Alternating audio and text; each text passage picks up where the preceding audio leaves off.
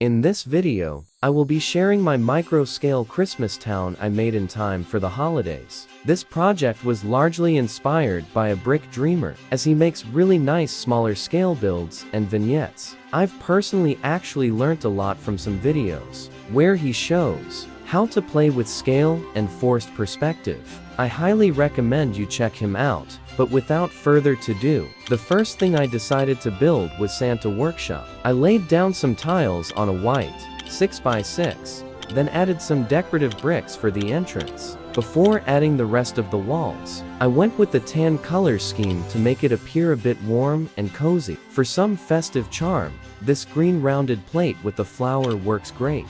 The roof was then added with some of these hinge bricks to add the plates at an angle, but that's only half of it.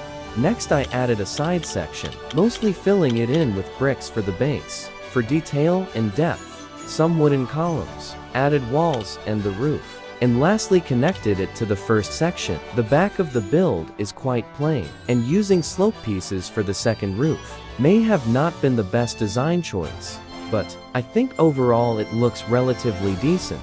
Next I built a smaller scale cabin, again very simple, but at least looks nice and cozy. This build uses a lot of the same techniques as the one before, and I'll say it's actually pretty hard to make windows at smaller scale, but I think the pieces I used were a good usage. I especially liked the small decorations at the door, adds a certain charm. Next up, I wanted to build a house for my gingerbread man. The biggest challenge for this one was making use of my limited medium nugget heart collection. Overall, I think I made it work.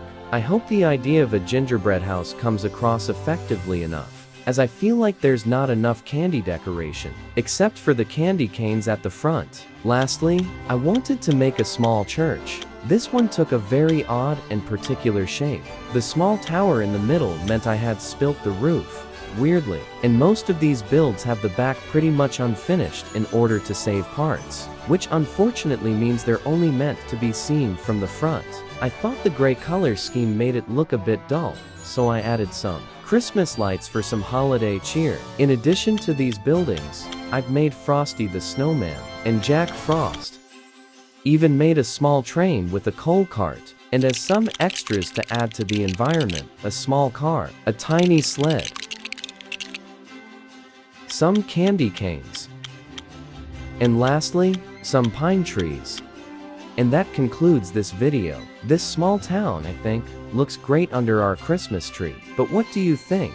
I would like to hear your thoughts on the comments below. Any good Christmas gifts this year? Happy holidays and bye for now.